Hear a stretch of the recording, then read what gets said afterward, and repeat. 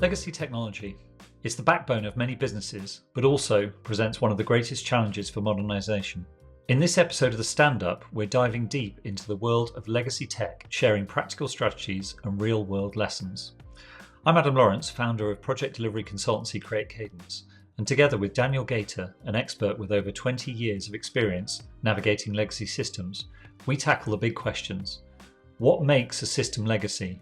Why is modernising these systems so complex, and why do so many companies get it wrong? And most importantly, how you can modernise legacy tech effectively while keeping costs, risks and complexity under control. We'll also share our tried and tested 5-step framework for modernisation, a practical approach that's helped our clients transform their systems and unlock new potential. Whether you're a leader, a change maker, or just someone curious about overcoming technical debt, this session is packed with insights. So sit back and discover how you can turn your legacy technology into a platform for future success. So really great to have you join me today, Dan. So what I think we should start with is just an intro from you, your background in change, and particularly your engagement in working with the modernisation of legacy tech. Hi, thanks, Adam. Hi, glad to be here. I've basically, when I was looking back over the history of how my involvement in this kind of stuff, I never thought I'd be sitting in 2025 saying I've been doing this for so long, but here we are. So 2003, I think, was the date that I originally, in fact, could be classed as starting to be involved in projects that kind of looked after or had some kind of interaction with legacy systems. And that started with a role I had, which was basically change release test and implementation management role, which looked after BAU change and also project change. But basically, it was a serendipitous role, I think, because the company I was working for basically went through several mergers and takeovers. And basically, all projects that kind of followed each one of those meant dealing with legacy systems in one way or another. So whether that's hardware changes or replacements, moving whole data centers, migrating new legacy systems to new ones, or even just porting legacy systems to brand new architecture, that was kind of my involvement, and my kind of interest got peaked and specialized through that kind of period. So then I've basically found myself being in that area pretty much all the way through to some extent, right, even through to current.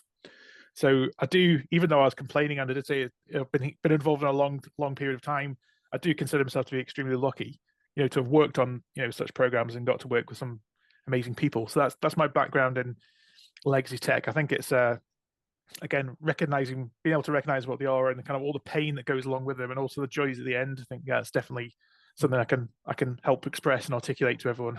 Yeah. Well, that's great. It's interesting. You started off there saying you didn't realize 20 years later you'd still be working with something called legacy tech. Mm-hmm. But I mean, maybe that's a good place to start. So what do we mean when we say legacy tech? When we talk about legacy systems, what do we really mean by that term? It's a good question, because actually, I don't think there's any real strict requirement or definition of what legacy actually means. Because it doesn't necessarily also mean old either. So I think the first thing that comes to your mind is something that's really old, green screen type, legacy, old IBM systems, etc. But actually, it doesn't necessarily need to be that old to be considered legacy. So what I would consider legacy is something that effectively has been implemented, or a system that's been implemented at the start or early part of a company's kind of time in existence, and then has just evolved over time, where the company's evolved faster than the underlying technology effectively. So this system, again, typically what you find is they are usually quite old. They're usually some kind of monolith as well. And we're talking 10, 20 years or more older. And then basically there's been mitigations around trying to kind of resolve issues with that legacy system. So it's really just, there's a time and age factor in there. There is a kind of complexity and knowledge factor in there in terms of how many people kind of still know about this system. There's also a specialist element as well, because a lot of these kind of legacy systems were built, and again, doesn't matter how old it was, but they usually built for either a specialist company or a specialist product, and they usually take care of everything to do with that product or everything to do with that business. So, and then it's just become entrenched in the architecture. So that's what I would class as a kind of legacy system. So age is usually a factor, but it doesn't always class it as a factor. the ability to support that and how entrenched it is in the architecture is a factor. And the support levels of the technology as well kind of is a factor. So it could be in this day and age, technology is moving that fast. Even a system that's like 5 or 6 years old could technically be considered legacy because it could be very specialist and it could already be out of date and Yeah, require modernization or not well known or supported.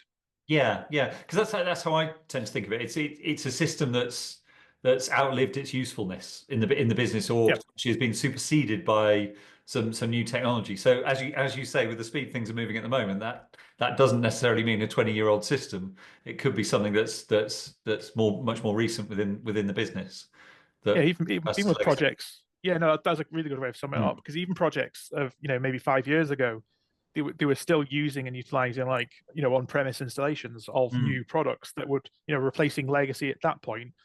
And now we would consider typically on-premise as being more of a legacy concept, and because now most people are trying to move to cloud native. Not everyone, but even those kind of concepts. So that's just a matter of just a handful of years that's kind of moved.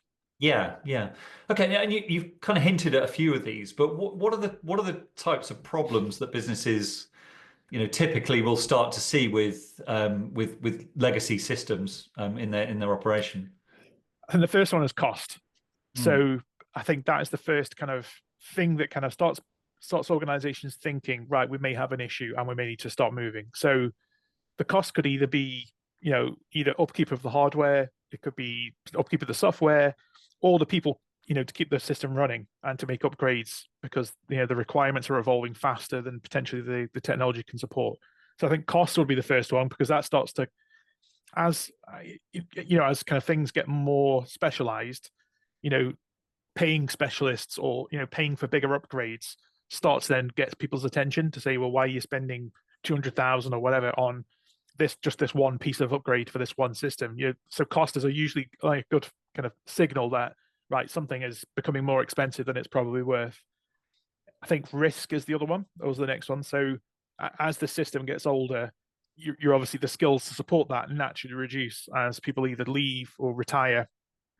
So that what that tends to do is kind of increase the kind of number of outages or the number of fixes and improvements that have to go in there of slightly lower quality because the people doing it, have less experience. So then outages become longer, and then you can, customer incidents start increasing, which can then potentially be financially impactful, because of this customer impact. So that is the risk. So those risks start kind of building up. So you've got cost, then you've got risk. Then complexity, I think, is another one as well. They all kind of gel together, but complexity means that as the system's getting older, you start to accumulate those consequences of having, made those decisions in the past of just leaving it where it is, don't touch it. And this could also be complexity that's been added into the overall architecture to kind of try and take away some of that risk. So let's turn part of this off and let's just have a new service that sits on top of it to kind of minimize, the role of what the legacy system is doing. But obviously what that does then is, just increases the overall complexity of the overall architecture. Then I think the last one is then constraints. So this, I would actually probably, even though I've done them in this order, I think constraint is usually the first one that makes companies kind of seriously consider doing something about a legacy system. So as business and technology kind of improves, businesses need to kind of adapt and move on and kind of evolve with it. But when you've got a legacy system, that tends to constrain how fast you can move and also, what you can do, because everything is bounded by, the kind of the constraints of that legacy system. So usually companies want to move faster and can't. And then obviously the root cause of that is, well, we can't move that fast because we've got this legacy system that would need A, B, and C change made to it. Therefore, that we can only move as fast as the slowing parts, which, and that is often the legacy system, which usually then kind of triggers, right, we've got to do something about this legacy system. So I think that for me, they're the first kind of triggers for an organization that kind of trigger the kind of, right, we've got an issue that we need to do something about it. Yeah. I think you mentioned challenges before as well. Mm. So I think that the challenge kind of goes along with, those kind of triggers. So the first being, do we have the knowledge to do it? Do we actually know what this system is doing, either documented or in people's minds, to kind of say, right, this is what the legacy system is responsible for. So in order to modernize it, you actually need to know what it actually does in the first place. And then also then identifying suitable alternatives is the next challenge, because the you only then know, so your knowledge then constrains the next bit, which is, okay, well, if we need to find a replacement, does a replacement even exist? So do we know what it does? Can we even find a replacement, like for like? And what usually happens is, well, there's no like for like alternative. We're going to have to kind of take this system and kind of merge it or move it onto three other systems. So there's that challenge as well, in terms of like, how do you actually replace a legacy system like that? And then I think that the other challenge is then the Mm. people side of it, because what you usually find is that there's been the people who support those systems have got a lot of knowledge in their own heads, but of course, migrating away from that system potentially puts you at risk of, there's personnel potential challenges there as well, because they might be not willing to comply, or see that not complying because, migrating away from the system that they know and love and they've got the expert knowledge of, obviously then potentially puts them at risk. So there's ways of getting around that, but that's certainly a challenge, I've come across as well. And then finally, I think the biggest challenge is data, because data tends to just spread out everywhere. And again, depending on how the company's approached, trying to mitigate the responsibility of the legacy system, what situation you usually find is, over the years, the data has become extremely abstract from the underlying source system. So a user could be using a nice shiny report in Power BI, but underlying that's come from the legacy system. What typically happens with legacy systems as well is, some people, either in the business or technology, have tried to circumvent a problem by building a direct line into that data, into the legacy system. So they've got their own reports kind of hanging off it that aren't really known. So I think grey apps or business use. I can't remember. There's loads of terminology, but like grey applications is what I kind of know it as, is where someone's just literally has a direct line into the data, and so they actually are responsible for doing reports or even processes. So once it gets turned off, that becomes a problem. So understanding where all that data goes and what it's used for, I think, is the other kind of main challenge. So they would be the main challenges for me, that you've got the knowledge, the identifying alternatives, the people impact, and then the data as well. So that's how Yeah. I would kind of summarize it. Yeah, yeah. I mean, I just think, with a lot of these systems, and you and I have both been involved in these projects, they just get bent and bent out of shape, if you like, from their original purpose, and the impact of that is, well, you bend anything it far enough and it's going to break. But also it just becomes unrecognizable from the original purpose. And I think a lot of businesses struggle to get back. You started to touch on it there about replacing a system. They struggle to get back to what the original purpose of the system Mm. was in the first place.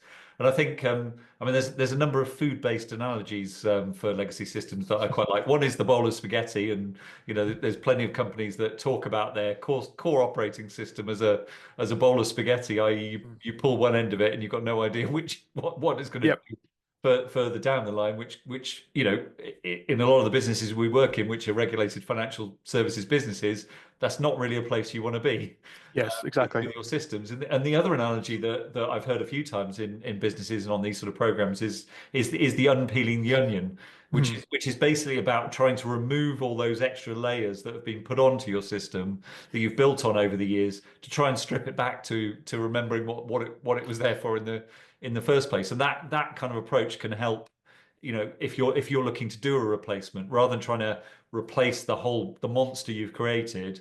It's like, get back to the core modules Mm. and the operations of the systems that you need within your business. Yeah, absolutely. And just another example of that as well is that when people have tried to make changes to the system, and let's say, adding a bit to the system has been, like, for whatever reason, not possible, they'll start to reuse parts of the system for other purposes. So for example, there might be like a data field that has a certain content within the application, even though, like, technically it might say it's related to this concept, the business might be using it for something completely different. And that's what I've come across a long time. So similar to what you were saying there about, getting back to its root cause, or sorry, its root kind of mission in life, that absolutely is part and parcel of it. Is like finding out, you know, how have we modified this over time, and how is it actually being used versus what it was originally intended for, now, versus what's been done to it over time. Yeah, yeah. I think that's probably a neat point to move on to the approach that we we take with clients when looking at legacy systems, because I think we've touched on a few of those points, but I know you very much pioneered a 5-step approach for tech modernization that we've seen in various projects that we've been working on. We utilize with our clients to try and unpick this mess and get them to a positive outcome. So I think it'd be really useful just to step through. I think it's 5 steps that we've got in the process, just to go through those and explain the approach that we take to help our clients. So we start with that first one. Then it's very much about getting the understanding, isn't it? I think you've already said about that. Often there's so much going on, and people have got their own various uses and methods with systems. Things have been built on top of it. So I think the first stage is really trying to understand that landscape, isn't it, and the position the system's in. So do you want to talk us through how you go about doing that? Yeah, there's a couple of ways. So really, what you have to do in order to be, for the best chance of success is have like the holistic view of that application. And what that really means is kind of taking a look at the business, the functional, and the technical aspects of the system. So, and this is typically where I know we probably could talk about specific things where people tend to go wrong. This is a major one, because usually it's viewed in one context or another. So it might be it's a technical challenge. We're technically replacing this system with another one just like it. That's usually the first bear trap that people come in. That kind of first people experience, because that whilst that is part of the equation, it's not the full thing. So our kind of first bit of the approach is, we need to establish that holistic view of this application. So that includes, okay, well, what business processes is this system used in, either directly or as a byproduct. So it could be people might not actually be keying things into it, but it might be playing part of the process behind the scenes. So understanding all the kind of business processes that kind of take place, and then the functional part that goes along that, which also includes like the integration. So where is it used along a business process? Is it used, which systems does it integrate to achieve this process? And then you kind of start to build up that kind of picture of, well, what you actually do get as a byproduct is what does our business do? What does our business look like? Which is pivotal. And then you kind of overlay it with the technical aspect of it. So so then you can see, okay, well, this is what our business does. This is how it's done. And these are the technical components, and what that allows you to do, which I think is something we've done to extremely good effect. And for a couple of clients, is kind of you can very quickly generate that view, and it becomes an extremely rich artifact for anyone to look at. Say, okay, well, actually now I understand the business, I understand the processes, and now I actually understand the scale and the scope, of where this system actually is involved in. Yeah, can I just jump in, Dan? Because I know we've seen when people don't do this, and I just thought you mentioned it there. What happens when you don't have this initial stage of really trying to understand the holistic picture? What are the outcomes that you've seen there? Just generally pain, but which surfaces in a number of different ways. So if you think about any project, you've got scope, you've got risk, you've got timeline, and various other things.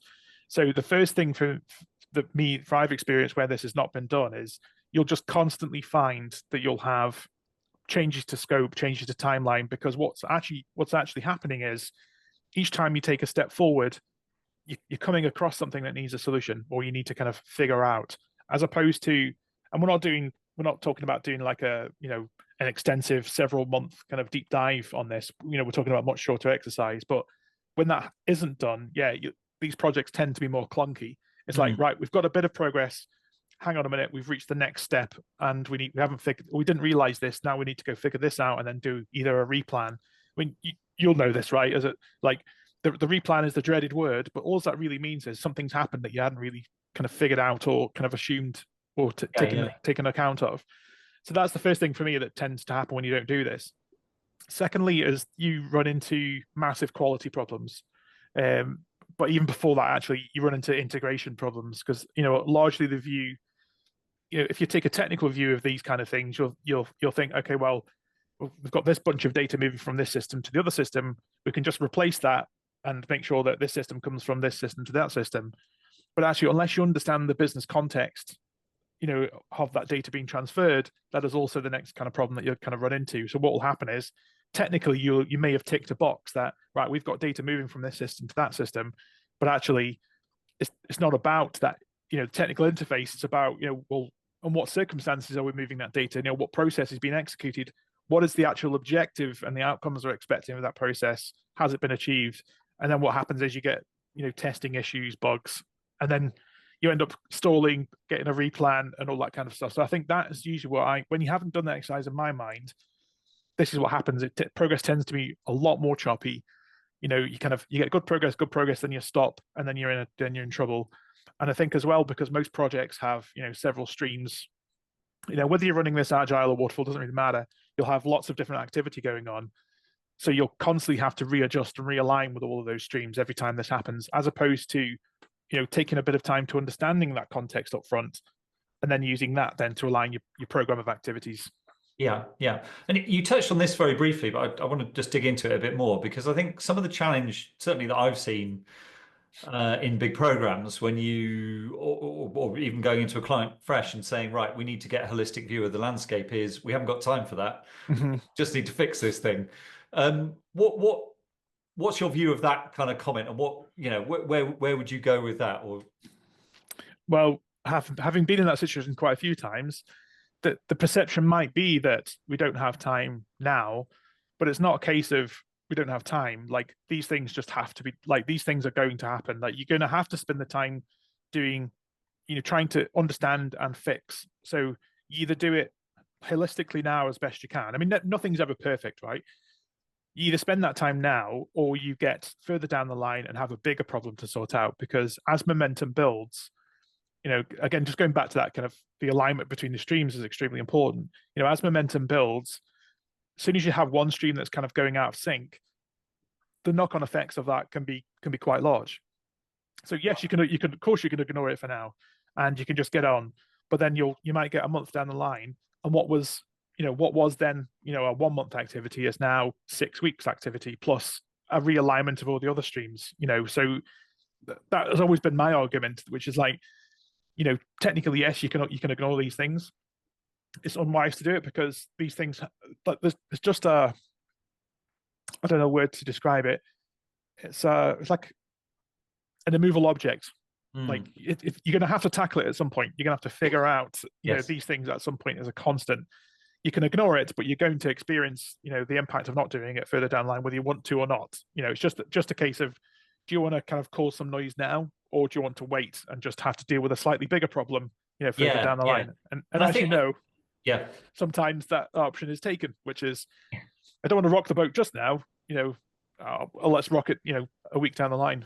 yeah. And I think, as we also know, the challenge of dealing with problems down the line cost more, take longer, and are generally more painful to communicate than actually biting the bullet and getting things done properly now. And there's a phrase that's in my mind quite a lot at the moment from a book I've read recently about the best way to execute projects is to think slow, act fast.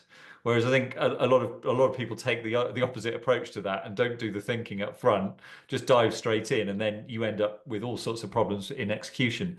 The other point I wanted to ask you about there was that you were saying, you're saying you have to do this work to understand the holistic view, and I'd be interested in a moment just to talk a bit, dig in a bit more about how you do that and what that looks like.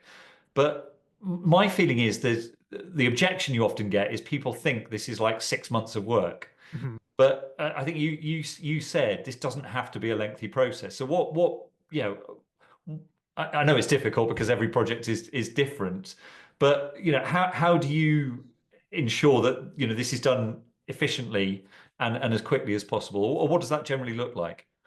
It's just a typical either analyst or architect type task. It's getting the right people.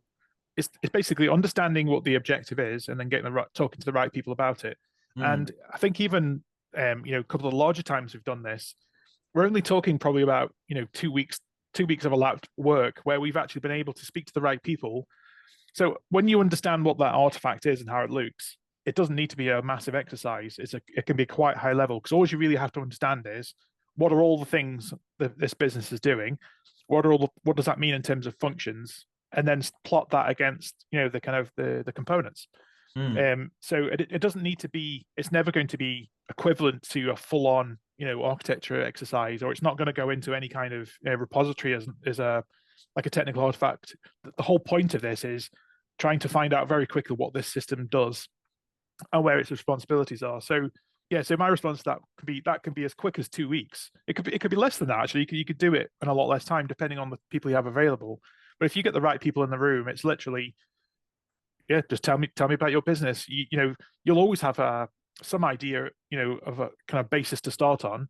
Mm. Talk them through a couple of examples and then let them talk. And then as long as then you just capture the details, and at the end you'll have a very simple matrix. So you asked about, what is the outcome?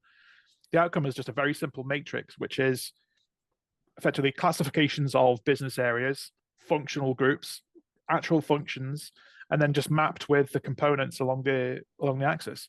And then X marks the spot. So for each function, you'll say, right, this is the business capability, here's the functional capability, here are the components that this functional capability kind of interacts with. And all of a sudden you've got an extremely valuable, very quickly produced artifact that where you can now, every time you can just do a filter on it then. So, okay, well, we now know the legacy system is involved in all of these, functions. And that's then your kind of, that's the outcome that you really want to get to. And that actually solves a lot of problems. So yeah, so I think that was a bit of a ramble there, but like to answer your question, it doesn't need to be a massive exercise. It just needs to be good enough to kind of give you like that good holistic picture of what your system's responsible for. Yeah, and I think sort of to demonstrate the value of this artifact that you've just described there in a bit more detail. I know one of our recent clients described what you produced as the treasure map. Mhm. I just wonder if you could expand on that and why it was given that name. Yeah, I think because it answered so many problems. Like say X marked the spot was the tagline of it, because really where the X's appeared on the matrix, that told you everything that you needed to know for this particular exercise. The treasure map comment was the fact because it's such a highly valuable document. So that particular client had an issue where their business wasn't fully mapped out, or it wasn't fully, like the modeling wasn't particularly mature. So, and that's not a criticism of that business. Like almost every business I've ever worked on has been in a to a similar degree, because so the treasure was really, okay, well, we now have one document that you can actually sit in front of an analyst, any kind of like a functional specialist, or it could be a leadership team member, or it could be a board member. And actually, you don't need any other interpretation of it, because it's literally telling you, here's the extent of our business, here's the extent of, the platform or the kind of bunch of services. And by the way, here is the extent of the legacy system that's causing us issues. Mm. So I think for me that's why it was referred to as the treasure map, because basically it was a very simple, easy to understand document anyone can pick up and then understand. And just I've mentioned byproduct a few times, because typically what we do is we do one thing and it actually has multiple values. So this was another example of that, which is that's obviously helps us understand, our legacy system, but you can actually do it in reverse. So you could actually then start filtering. Well, actually, you did this for the example of understanding the legacy system. What we've now got is a very quick way of understanding the impact. We can actually do an impact assessment on any component within the architecture now, because we can just filter that and then see where in the business these components are being used.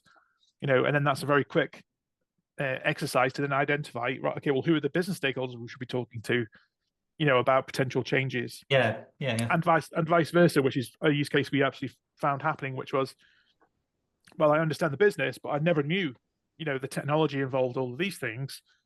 And now again, the business could then do things in reverse. It's like, okay, well, actually, I'm actually thinking about a change of something else, but now I know who I can speak to, or at least now I know which systems are now involved in this. So even as a rudimentary, guide to impact assessment, it can be used for that as well. So yeah, so the treasure map was really because it was done for one thing, but actually there was several aspects of value that we got from it. Yeah. I mean, I love the fact that it was the client who gave it that name, not us giving it that name. But I think it does speak to the value of that document. And I think to sum it up, what I saw was that leadership team, like you say, because I think it's very difficult when you're sitting at the top to get the right level of understanding of the detail within any change program. And I think that gave them the right level of understanding that they could really see and start to use confidently to understand what the scale of the job was, Hmm. what needed to change. Even I know became very valuable when we came to the RFP stage of Yes. the process, but also just, yeah, to be able to be confident in decision making because you've got a map that's showing you the change journey for your business. And I think to a leader that's massively valuable. Oh no, absolutely. Because I think half the battle in any program, especially, is conveying the information. Like how do you convey, sometimes specialist, sometimes complex technical terms, to a non-technical audience, and vice versa. Whereas Yeah, this was it was so abstract, but also immediately useful because, as you say, it kind of enabled those conversations. And I yeah, think the RFP one actually I'd forgotten, so I'm glad you remembered that because yeah, one of the comments we actually received from the consultancy who were responsible for that RFP said this is probably one of the best formats we've ever seen, purely because their job typically involves, okay, well, what do you want? What do you as a company want us to go and find a solution for? So actually giving them in this format, they were actually see, okay, well, this is what these are the things we need. We know these are the things we know your system needs to do, and that allowed them then to go and identify those candidates to say, actually, right, now you've told us what it is your system does and what you need to replace. They could then very easily go and identify, the vendors that had potential solutions. yeah. It was there on a plate for them, wasn't it? We should have taken a cut of their Yes. whatever they were. Anyway, that's a separate point. So we spent that's stage one of five. We spent a lot of time on that stage, but I think that's justified because to my mind that this is the foundation. Yep. Like getting that understanding right, getting things mapped out in a way that everybody across the business can understand, getting that validated. I think if you don't do that, as we've said, you're going to land up with all sorts of trouble down the line. So getting this stage right means that the following steps become that much easier. It is my sort of thought around this. So if we move on to stage two, then. So we've got our understanding of where we're at. We've got our understanding of challenges, the things that need to change within the business. The next stage in our approach is about designing that future or defining the vision, sorry, for change. So how do you go about doing that with clients? So I think so the visualization aspect, I think you've already mentioned it, is the key thing. Mm, So I think one of the biggest factors, I think, for any kind of successful program is having that vision articulated in a way where anyone can look at it. Similar to what we mentioned about the functional view. So you should be able to look at it and understand what it is. That is the objective. So you said defining the vision of the change, which is absolutely perfect because that's what you're trying to convey to people. Look, in the target world, this is what the vision is, and that can be expressed in a lot of different ways. But what I personally do or found to be extremely effective is just have a visualization that does that. So it's loosely technical, quite heavily functional in most cases, but it's something it's similar to what we said about, the treasure map, what we're going to call it from now, is it's something that anyone can look at and understand where you're moving to. So for example, in a recent situation, we were moving to a full-on greenfield cloud platform, for example. So in a lot of cases, as you say, in a leadership team, they didn't really understand the cloud concepts. So our job is to make sure they don't need to understand that. It's just to show them something, say, we're going to build this new platform for you, and actually, here's the design of it. And so it really should just articulate, here's your outcomes in a very simple way. So here is a big box of the cloud. Here are lots of small boxes that represent functional areas of the business. Here are the components within that we are selecting within that functional area, and here's a blob in the middle where we're going to integrate everything together, and then with some other kind of call outs to say this is what these boxes are going to be doing. And we didn't actually need more than that, and it became again incredibly effective of kind of painting that vision. So it was a design, but again, it was that consumable design that people can look at and say, okay, now I understand what you're talking about. Otherwise, it's just a lot of people talking about concepts that don't really understand. Whereas if they've got a visualization that shows them something, they can point to it and say, tell me more about that box. And again, it's written in a way or shown in a way that people understand. For example, CRM. So we've got a box that says CRM. we can describe it in 2 sentences what that means, and they can then start interrogating you and say, okay, well, what else is it doing? What can we do with this box? Can we do more with CRM than we were previously doing? It starts those kind of conversations. But fundamentally, when they finish looking at it, they then, and again, a very short space of time, understand all of the big, the architecture that we're proposing for them. Yeah. So that vision for me is mostly visual, and I think it's important to keep that as well, because words, no one will ever read them.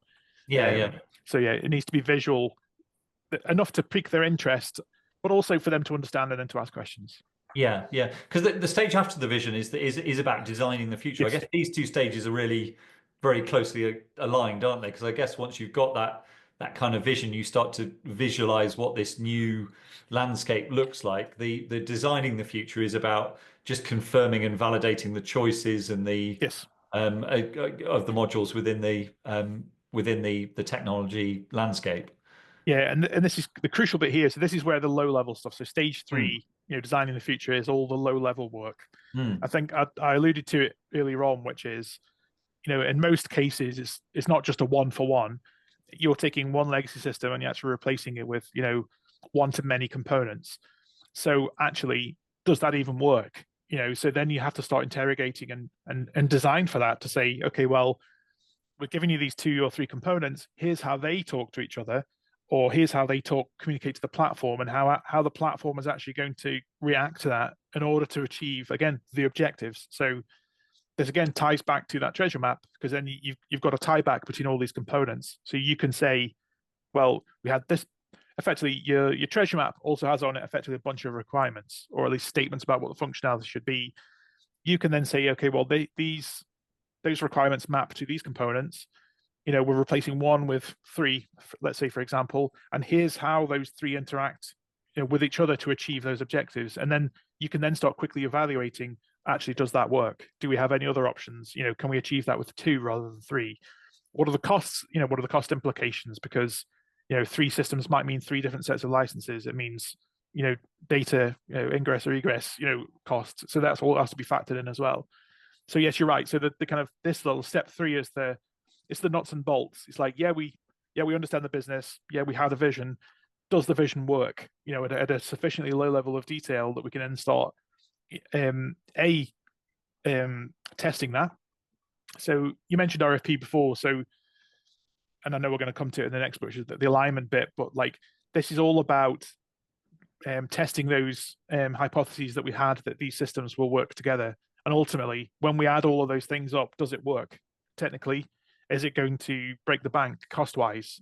Is it going to take too long? You can actually start answering those questions, but fundamentally, that's what that step is for. It's like at the end of that process, what you will have is, we'll have tested all of those things. We'll have answered the big questions about, technical challenges, cost, and all that kind of stuff. So yeah, it's a critical factor, and it's the funnest one, because this is where all the things tend to come out the woodwork that you haven't accounted for, or a system says it does one thing and it doesn't. A vendor may have told you it does one thing and it doesn't. So you have to, every time that happens, you then say, okay, well, can we accommodate that somewhere else, or actually have we now got something else we need to build another component? But yeah, that's all the fun stuff happens. Yeah. You mentioned the next stage, once we've kind of got the vision, design what that future state looks like, is about then getting the teams lined up and suppliers as part of the delivery process. I guess before we start on that, because one thing that came to my mind here is that actually, if you look at the stages before this one, I feel like you don't need a big team of people. You will need to pull in people from the business for to get clarification and SMEs, but you're not talking about a big project team at this stage. And I think maybe an error that some programs make is going too big too early in terms of numbers of people. Because I think you could get to this stage, to stage 4, and you probably should get to this stage with a lean team to keep your costs down at this point. Would you agree with that?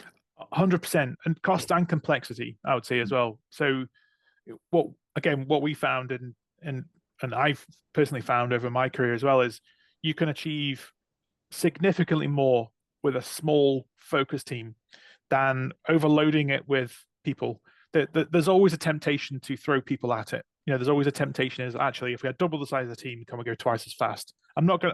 There's a saying, a project management saying, which I'm not gonna use. But anyway, It's a whole nother webinar, probably, Dave. yes, I'm not going to go there. But Yeah, basically, yes, you're absolutely right. It's like, can we throw more people at it, make it go quicker? That tends to be always have the opposite effect. So actually, yes, I was one of the key points I was going to say when you're aligning the team is not just in the kind of the kind of kickoff phase, but also in the delivery phase or getting all the team together. It's often the hardest battle to say, do you know what, you don't need all of these people, you know.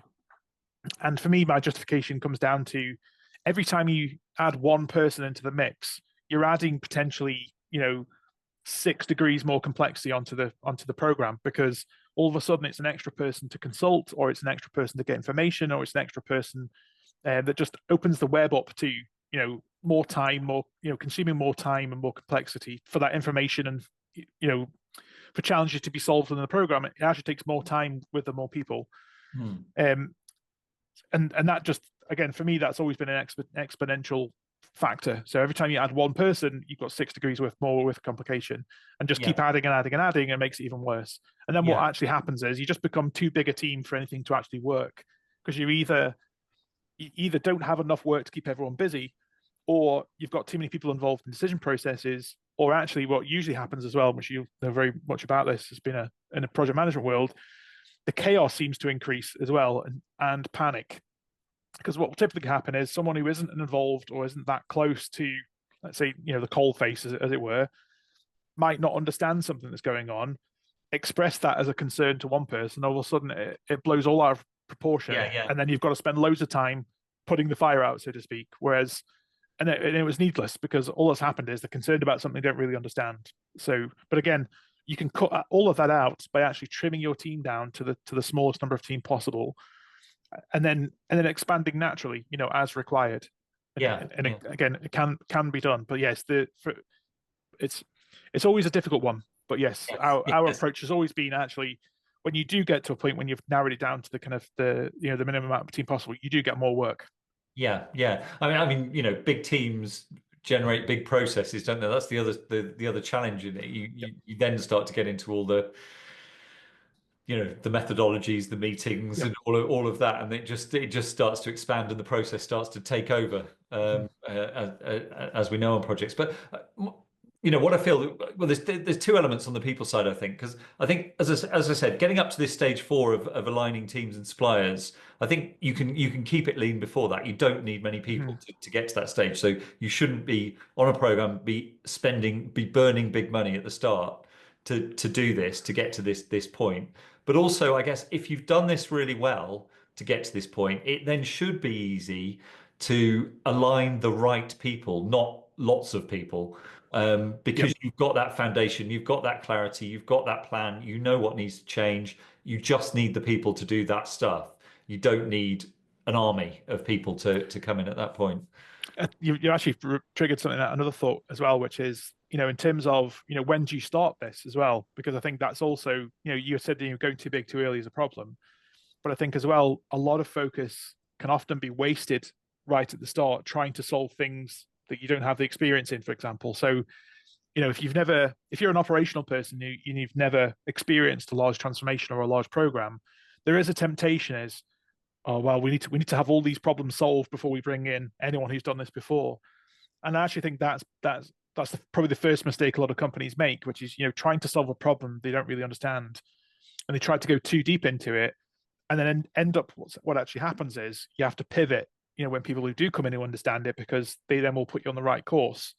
So again, what I would say is, if anyone is in that situation, I would actually don't hesitate to reach out, like right now. Like don't sit and worry about it, or even think you have to have things pretty, in order to give it to someone. Actually, having just a very basic conversation right when you start to think about it is probably the best thing you would ever do, because it's then, okay, well, as you said, putting the foundation in place is absolutely key. Because what might have happened before then, which has happened plenty of times, my experience is, you've spun up a whole program of people, you then brought in specialists, and all of a sudden you've got a lot of people sitting around with nothing to do, because it's like, well, what do you do? They're all waiting to be told what to do, which is, again, burning money at for no value. And it's a very difficult place to be there because if you've built the case like internally as a change leader to bring in teams of people to then go back to your board and say, can we get rid of all these people? Yes. It's hard to do that because Mhm. you're going to look like you don't know what you're doing. Yeah. So I think the secret is not to get there in the first place and actually Yeah, just definitely. keep things lean and to but yeah so in terms of aligning the teams and suppliers, is it from your experience, it's really keeping that focus on the understanding that you've built to that point, on the kind of the vision, the future state that you've designed, and making sure that you've got the right people, not lots of people in those positions. Is that really the key to it?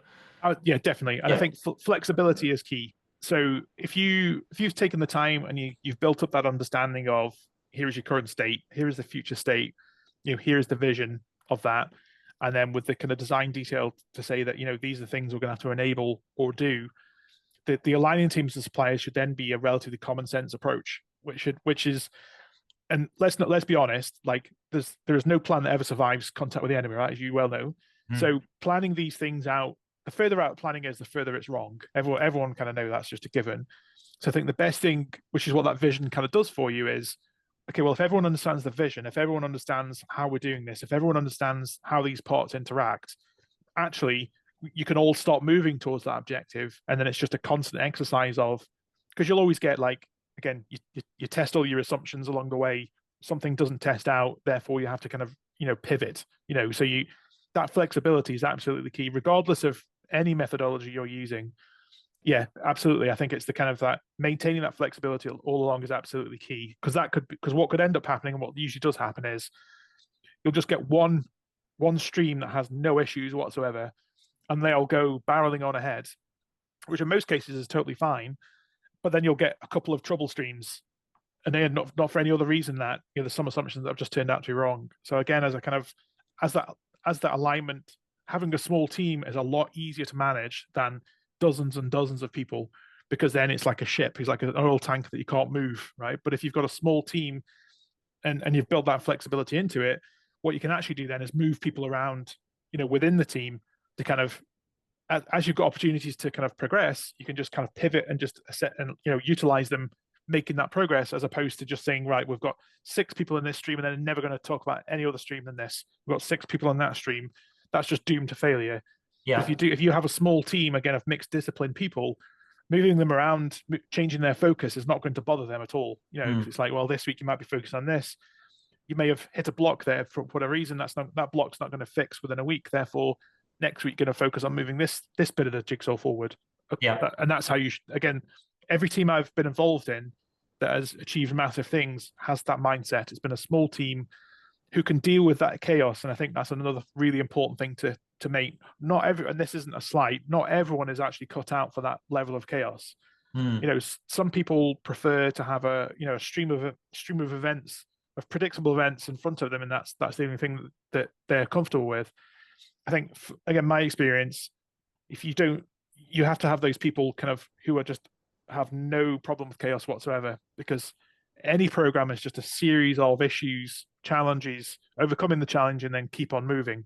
Yeah. So I Yeah. think, again, that when you said about aligning the teams and suppliers, I think embedding and making sure everyone's prepared for that, I think, is a massive key, a Yeah. massive thing to do.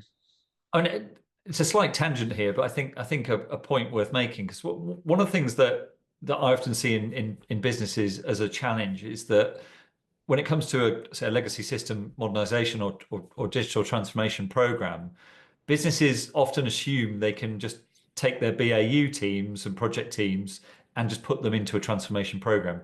And my experience with a transformation program is it's a whole different ball game Mm-hmm. to managing BAU projects. And you talked about chaos,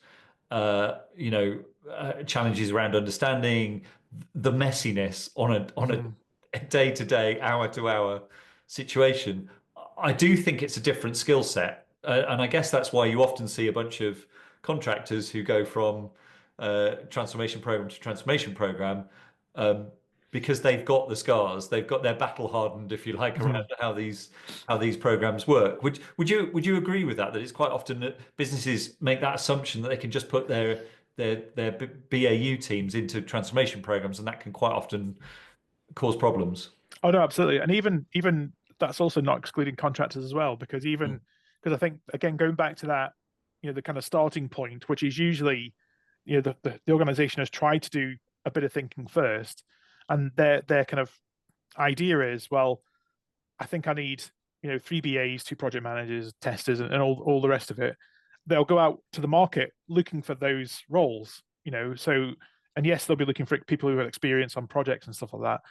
But I totally agree with it. It's a mindset thing. So a lot of times I've often worked with contractors who, again, either have not been involved in projects or complex projects, because I think transformations are a whole different beast, and it just hasn't worked out for them. Purely because, again, I see going into a program that it doesn't necessarily chaos doesn't necessarily mean it's being mismanaged in any way. It's just the nature of transformation. There are just so many uh, points of data. There's if you try and understand, where a program is, you have to have a view of so many different things. And someone who isn't used to looking at that will just think, oh my god, this I can't deal with this. Like every day is different. I'm getting all these things thrown at me. Whereas, someone with the kind of experience of transformation is okay. Well, I've got far too many things to think about. I need to get someone to give me a priority order of these things, and then actually the project mechanism should then start working, which is, I'm not worrying about the things that I can't do today, because I've already gone to someone and said, right, my idea is I think these things probably need to looked at first. And then once that's done, I need to come on to those things, but those things aren't going to move until this thing has moved. And then it becomes a conversation, which is where that flexibility comes in, because it's not just about the BAs, it's about all team members. I think, again, my experience is about, your role. I guess this is where it comes into it. Like your specific role kind of goes away in a transformation program. It's all about actually what are you bringing to the table. So what Yeah. skills have you got? So you might be your contract, whether you're a BAU person or a contractor, you might say that you're being employed as a business analyst. But I don't think I've ever been in a situation where I've just done the thing I've been employed to do. It's all about I've got a broad set of skills, and I'll be using them all the way all along. And again, I think it's the same people who find themselves in that situation. If you're okay with that, you're going to be okay. If you're not okay with that, then yeah, you're not going to have a good time. Yeah, I thought you were going to go all Liam Neeson on us there with your broad set of skills, but Yeah. anyway, I'm glad you did. I'm glad you did. Um, yeah, I agree with everything you said there around transformations. And I was kind of thinking we're suckers for punishment, because I think there's elements of it that I enjoy the chaos to some degree, and it's kind of helping businesses navigate that is I guess a key part of what we're all about. So And I think, just quickly, I yeah, yeah, think also for again a project team or a leadership team, that someone who is completely calm in that chaos is probably more valuable than anything else, because you're if you go and look at a project team and they're all scattered, they're all looking panicky, they're all stressing, they're all having a bad time, it's not going to look good, right? And actually, whether you're leading a team, or if you're trying to present to the management team and stuff like that, you should be calm. I mean, it's like it's absolutely critical that actually you're portraying that, do you know what, there are a lot of things going on, but we've got a handle on it, and the team are completely fine. So I mean, so I think that psychological element as well, which is, I always think that the psychology is probably one of the most important things in a program, like, because when you form a team, you do tend to create a situation that everyone becomes involved in. yeah, So maintaining the having even an appreciation of all the psychology that's going on is really important. So if you've got if I'm looking up to the project manager or program manager, and they're all over the place and they're panicking, what does that do to me? That kind of makes me unsettled. yeah, So actually, what you're looking for as a team is like, no, we're going to be calm about this. And then yeah, again, yeah, oftentimes that just becomes the process. It's like, we don't need to panic about all these hundreds of things, because actually 90 of them we can do tomorrow. So mm, actually, let's just focus on either the one or two things we can do today. Tomorrow will be tomorrow's challenge. And actually that sense of calmness then actually just lets the machine operate. yeah, yeah. No, I absolutely agree. So coming back so legacy modernization program, the approach and the steps. So just sort of go through them again. So we've got number one is that understanding the current landscape and the challenges. Number two then is about defining the vision. Then we go on to design the future. We talk quite a lot there about the people side of things, aligning teams, and suppliers around that vision, around that design. We've also stepped a little bit into delivery, but the final step is the delivery step, the execution, which it's kind of interesting. We've got 4 steps before we get to actually doing any execution, which I think is key to this, around getting that picture straight, getting clear before you really start turning the handle and ramping up the burn rates on the program, and actually actually getting into delivery. But from a delivery point of view, so I know we've touched on bits of delivery, but what else would you want to highlight really in terms of delivery on a successful legacy tech modernization program? I think you've alluded to it as well. It's the measure twice, cut once approach, right? So yes, Yeah. by the time you're in delivery, you're like, you know, yes, I think being that flexibility kind of carries through, the initial alignment and also the delivery. I think for me that's absolutely key. Everyone has to be flexible, but I think the deliver step should always go back to what are the objectives, and actually, if for whatever reason, and it could be a multitude of reasons, that those objectives, that if for some reason we're going to compromise the vision in any way, that's why that vision is important, because we should be articulating, well, we've got a delivery issue, which could be, again, we've had lots of bugs, which are causing a lot of problems. We've had constraints on a vendor solution that we didn't appreciate or didn't assume. Lots of things can impact, delivery. But fundamentally, what the conversation we should be having is, how is that going to impact that, the vision or the objective? And that's the level of the conversation we should always be having, is saying, okay, well, this means that we might not be able to go live with this component on this date. And that means that, this objective this part of the objective is impacted. And then it then allows you to then have that conversation of, okay, well, what next? When is it? I think a lot of the problem for me in kind of delivery is people tend to lose focus of, what it actually is they're doing. It becomes very much about, what are you doing and when? There's a lot of, it's really easy to slip into that kind of attitude of, well, what are you doing today? What are you doing tomorrow? When's this going to be done? And then it just becomes about, it's trudging your way through a lot of tasks. And I think when that happens, the morale disappears from the program. So I think for me, from a delivery point of view, it's like, what everyone should actually be doing is, whatever you're doing that day or that minute should always have a relation to, the overall objective, the overall design. And that, for me, again, it just clears everything else out of the way. It's like, I understand what I'm doing. I'm doing a very small piece of this overall vision. When something goes wrong, I'm going to articulate it to somebody in the context of that vision, and all of a sudden things start becoming a lot easier. Because I think delivery, as you know, right, is one of the hardest bits, because there are so many moving parts, there are so many things that can go wrong, and especially with legacy. So this is where, that's a constant you get in any program. But I think when it comes to legacy, what typically happens is, you'll always have something that was unplanned. So whether that's resource constraint, because for whatever reason the legacy system has gone down and then people have had to spend more time, keeping it alive than being on the program, or it's you've switched something off. So maybe you've got a phased approach and you've switched something off, and then that impacts a process that, again, you didn't trap during that initial piece of work. So there's lots of things that need to be catered for along the way, especially when it's legacy.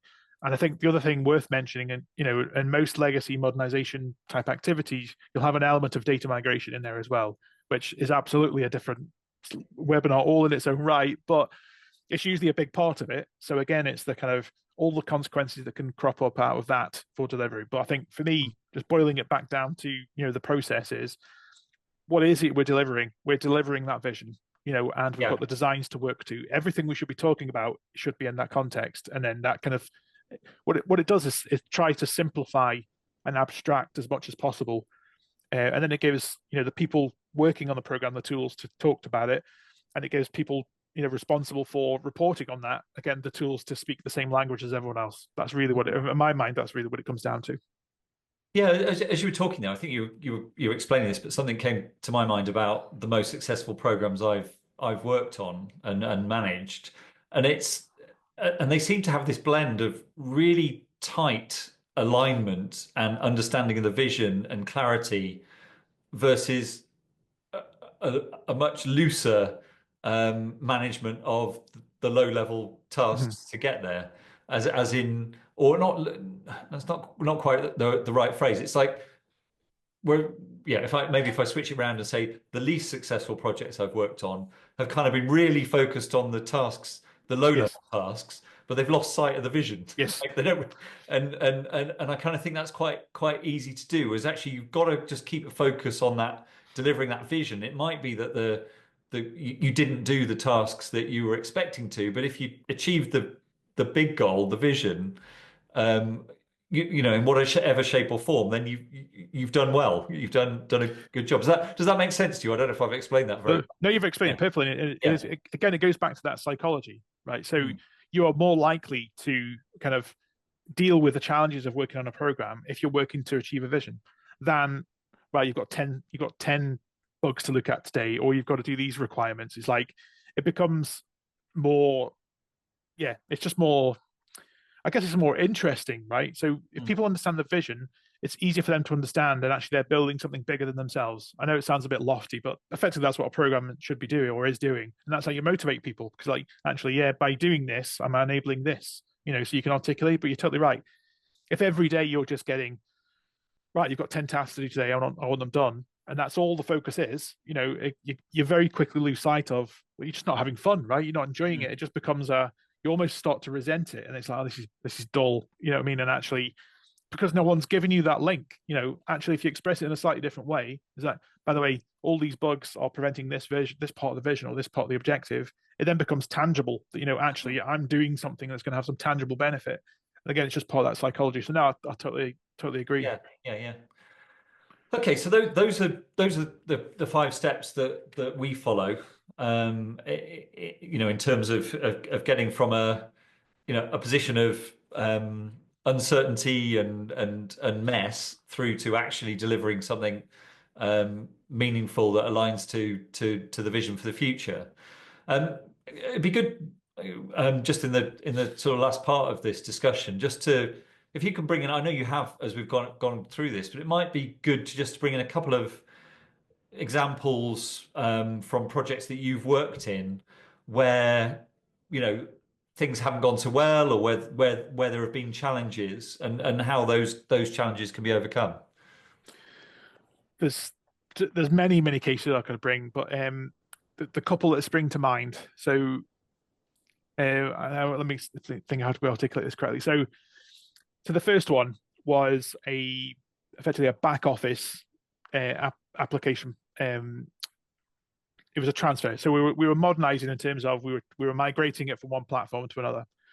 So the situation we were in from the client's point of view is that this system again, everything I'm about to say is all the stuff that we talked about because it was a classic example. So when we first looked at the system, so our initial job was to kind of look at, okay, well, how do we actually do this? So the first thing we had to do is, okay, well, how do we understand the system itself? So we had a situation where the documentation was out of date by about 20 years. That's the kind of timeline we're talking about.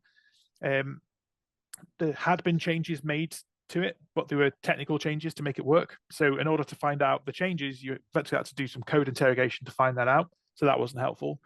The support staff were extremely knowledgeable, but a lot of it was in their heads. And of course, they're kind of tied up with supporting the system itself. And then we had the final bit of the challenge was the code that it was written in was a very obscure type of code. So there's only a handful of people in the country who really had any expertise of this code in its entirety. So what we had to do is, with all these constraints in mind, pretty much the first step we talked about, it's like, how do we draw a picture of what the system actually does and what it's responsible for? So the approach we took was look at the kind of its interaction on a data level. So we basically did a series of reverse engineering exercises, and actually turned out to be extremely valuable to say, well, we know broadly from the documentation we have, this is what the system is responsible for. We know broadly how this integrates with the rest of the world, and we know broadly, the data structures and how they kind of work and the responsibilities. So again, we produced a map similar to, it wasn't as extensive as what we produced in later years, but it was a really good kind of idea of what the system does. Mm-hmm. So when you talk about reverse engineering, because I know I've heard you mention this many times over the years, what do you actually do in that situation to reverse engineer to understand a legacy system?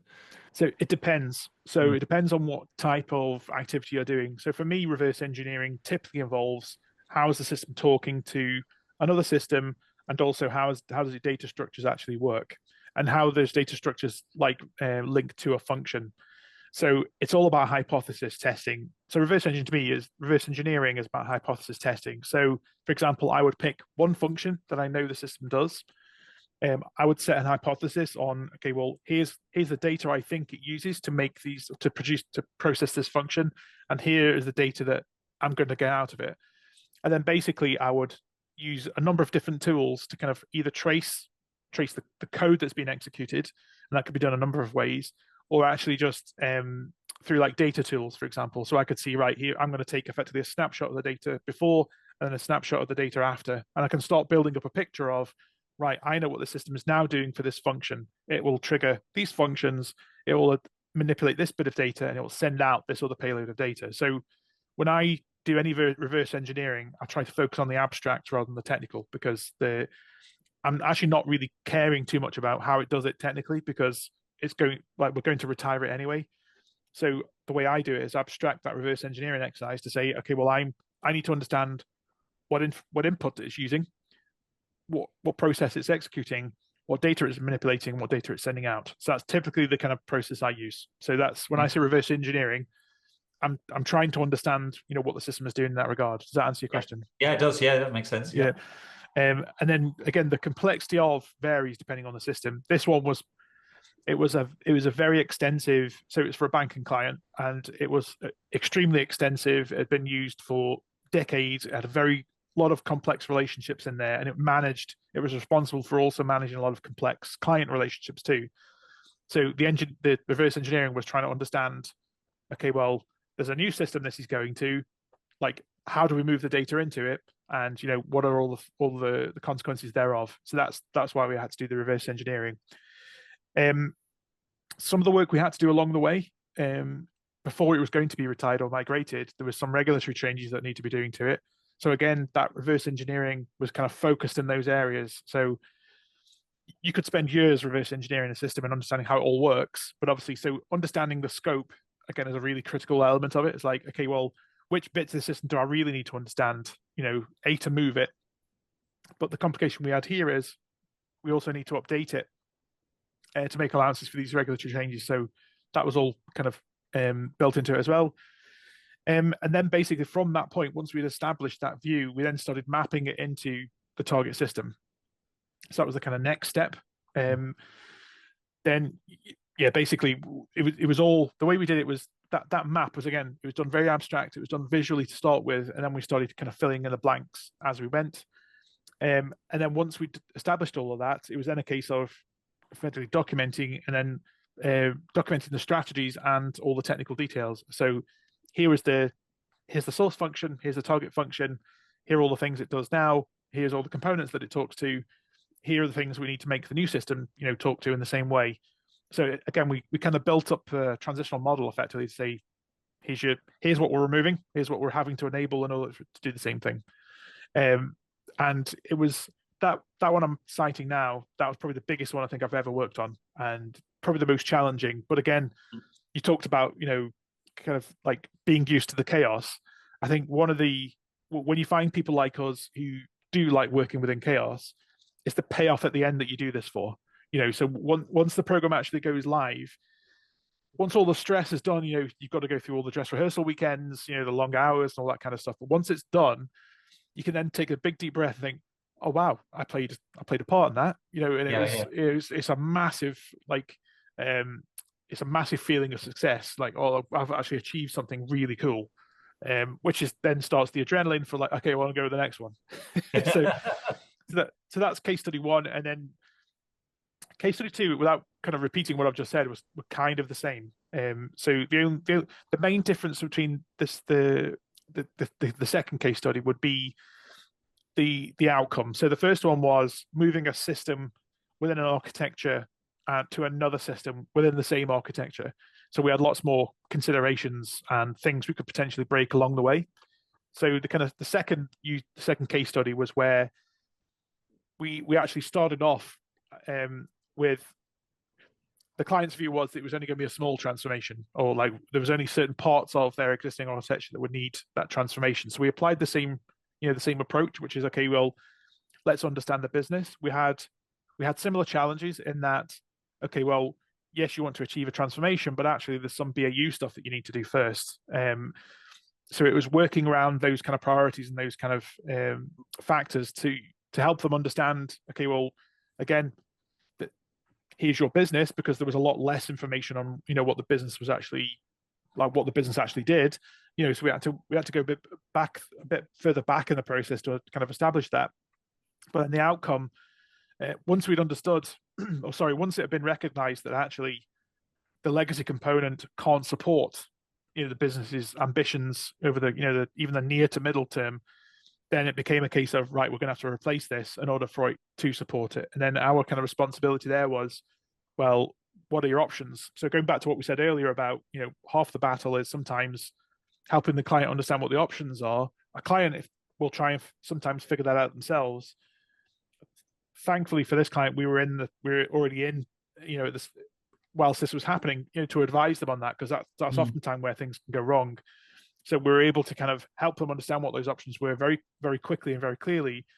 Then the outcome of that was we're actually going to build a brand new platform from scratch, which is a blessing and a curse at the same time.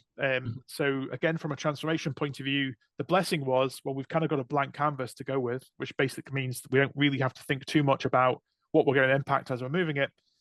The curse was, what this does actually mean is we're going to have to understand functions at a lot deeper level than you would typically need to, because effectively a lot of these things we were having to build, business rule engines, decision engines, event integration. We had some components that were responsible for certain things, so we had to understand how all of that kind of blended together.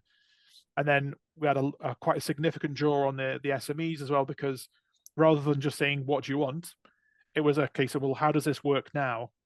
So it was also challenging their knowledge as well, to say that, I don't want you just to describe to me, in a kind of like what the business requirement is. When it comes to the function requirement, I actually need you to tell me, in quite a lot of detail, what is the trigger, what are the inputs, what is the data, what are the business rules, what are all the different branches from the business rules, and then we then had to kind of map them at that level to these new, to the new components. Yeah. So I would say that was where those two kind of the case studies kind of differ. This one was very much, yes, we've got a clean slate, but actually we need to go to a deeper level of understanding to make sure that once that was kind of built, it was fit for purpose. But again, all the techniques were the same. It was understanding their current business. It was doing the high level of design, the vision. Then it was the setting up, figuring out what the teams and how they were structured, and we went through a few iterations of how that was structured, in order to kind of get the best value out of people's skills.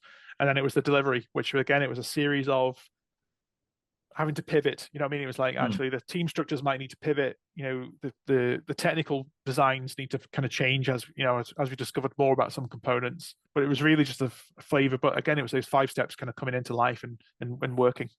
So they were two that kind of stand out. But I think we haven't always had the luxury of having those, being able to implement and having control of those kind of 5 steps. But usually where those have been kind of adhered to, the success has been, unspeakable. Yeah, I mean, I know we're sort of coming to the end now. I know we talked a lot about pitfalls, but is there anything it's worth you think it's worth highlighting in terms of the pitfalls that or the clients can fall into, and what they can do about that?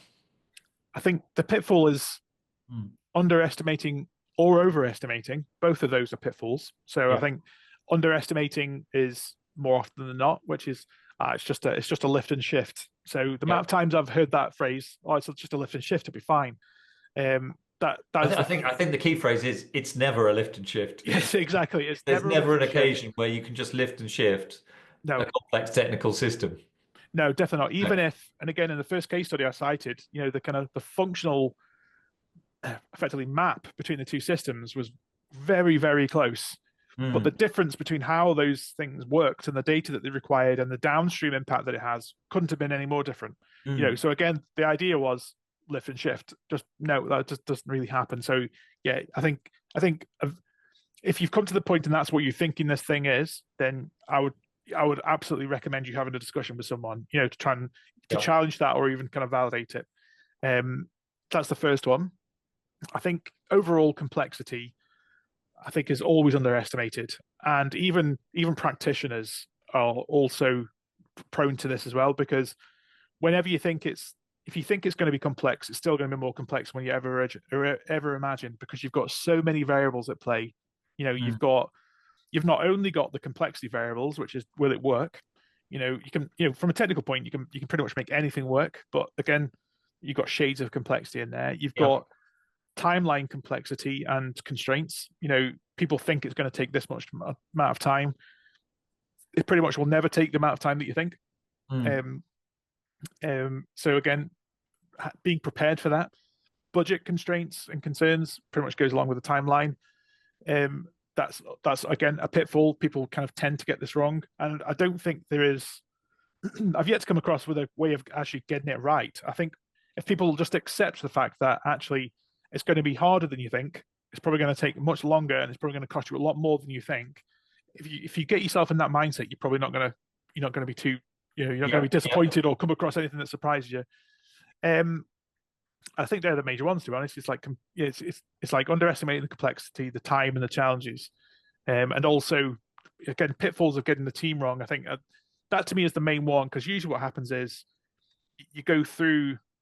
I think every big program I've ever worked on, you go through phases of, if you join a program that's already in flight, it's ballooned in size already, but then you always have a bit of a shakeout period where it might be 2, 3 replans down the line, and then it comes down to, right, how can we actually fix this? It comes down to the kind of like, this is the last chance saloon. Otherwise we're going to fail as an organization. Always the solution, in my experience, is when you cut out all the kind of the people who aren't actively contributing, and you get down to that basic team, you will always find success there by having just cutting out all of the noise, getting all the people who know what they're doing, and protect them, and like your life depends on it. Keeping away all the noise from them, let them get on with it. You'll always get the best results at that point in time. Yeah. Yeah. Which is a shame you can't always, in the ideal world, you should go straight to that solution. But there's Well, reasons. no, I was going to say, sorry, jumping in there. I was going to say that to me feels like one of the key takeaways from this discussion is that actually getting the thinking right up front, doing this work to understand your landscape, having a vision, and designing against that vision. I think that gives you the best chance Mm-hmm. of getting the right team in place and not ending up 6 months, 3, 6, 9 months, whatever it is, down the line, being in that awful situation of a replan, cutting people out, or whatever it is on a project that or big program that we've all been through. I think it's really, if you get that first bit right, because one of the other things that I was thinking as you were talking is that actually having that foundation also then just allows you to get a really good picture of where you're actually at on a Yep. program. Because a lot of these big programs that I've worked on, they quote these numbers. Oh yeah, we're 80% done, we're 90% done. But when you scratch below the surface, they don't really know what that means. And Yes. as we know, a lot of programs sit at 90% done for a long time. Um, Yeah. and so it's getting this foundation right. And I think legacy moving away from, or modernizing legacy systems, moving away from a legacy system is a complex endeavor. Mm-hmm. And I think if you go into that without that understanding or underestimating that complexity, you're going to get found out Mm-hmm. somewhere along the line. And I think that for me is the key sort of takeaway from this discussion, is about really getting that picture straight, because the difference between a management team who are operating from a position of clarity and confidence to one that doesn't really know where they're at and is constantly questioning or challenging or having to like reassess and reevaluate their live dates is, it's chalk and cheese in terms of where you want to be, isn't it, on a program? Yeah, definitely. I think that understanding as well is important, because again, Mm. that the narrative of how you're expressing progress is, as you said, is absolutely critical. And totally agree that a lot of these things tends to roll around numbers, which are typically meaningless, because those numbers, if you really want to try and do it with numbers, those numbers are going to change every week because you'll have new things that crop up or some things that drop off, and therefore whatever number you tell will be incorrect. And I think, and also people fall into that trap of the game of flinch, right? So I'm going to explain this. So we should be aware of, which is basically when you've got a number of different streams on the program. If tension has been building in the program, there's a very it's the game of everyone's going to report green, and the game of flinch is who's the first one to say they've got a problem. Whereas where we know is actually saying you've got a problem or going amber is actually a good thing. It shouldn't be perceived as a failure. It's like, actually we need some more resources here because we've spotted something that isn't going right, and actually that's a positive thing.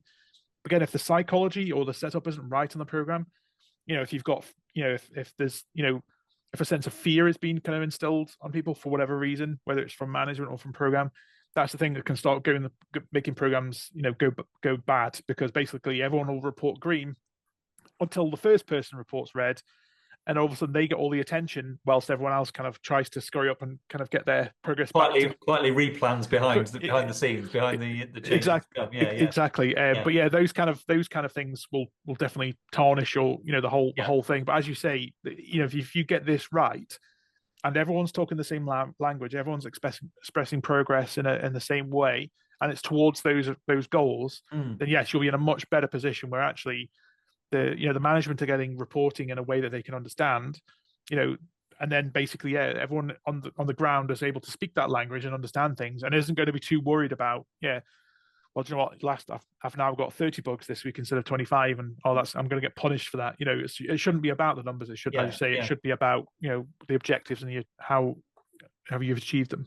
And the final point I wanted to just make on the kind of takeaways from the session is what you were saying about mindset. I know we started talking about mindset like around individuals, around the type of individuals who can operate well within the chaos of a transformation program, and there's definitely something around that. But I think the key to it is something you said right at the end there about leaning into uncertainty. It's I think if you've got a program that thinks it's going to deliver on a absolute defined date and this is exactly the way it's going to go, again, it's going to be a constant stream of disappointment and a breakdown in trust and challenge.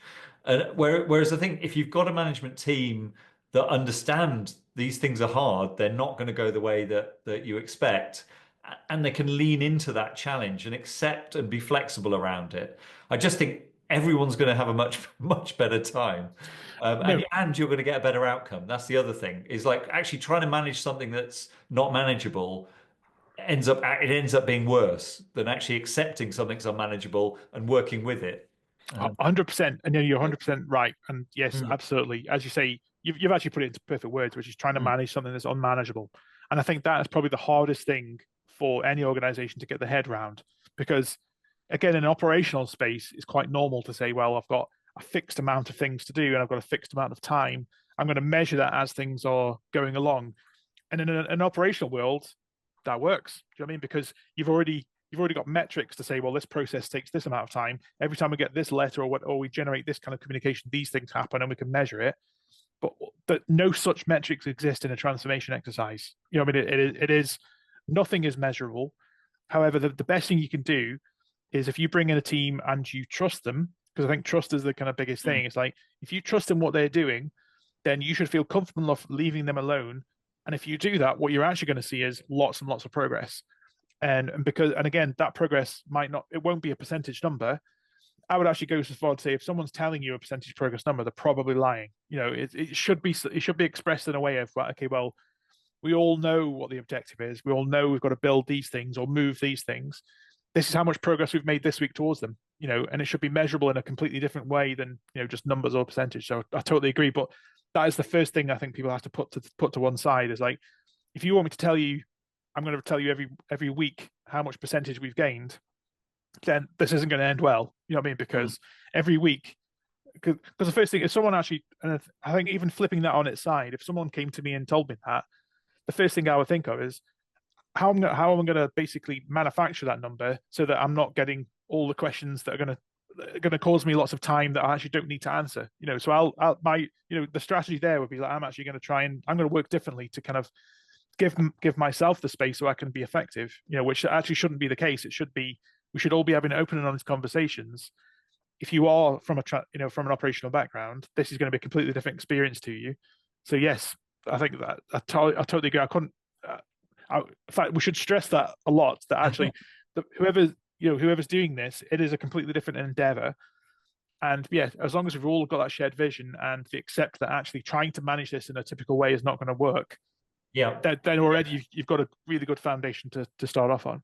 Yeah, yeah. And I think, again, just to wrap up, I think, I said about unmanageable, but I guess what we're saying is that we've got there's an approach here in terms of the 5 steps that we've talked through in today's discussion, that if you take those steps and you work through them well, it's giving you the best chance of a positive outcome versus trying to, well, and a key part of that is embracing the uncertainty that always manifests within this type of program.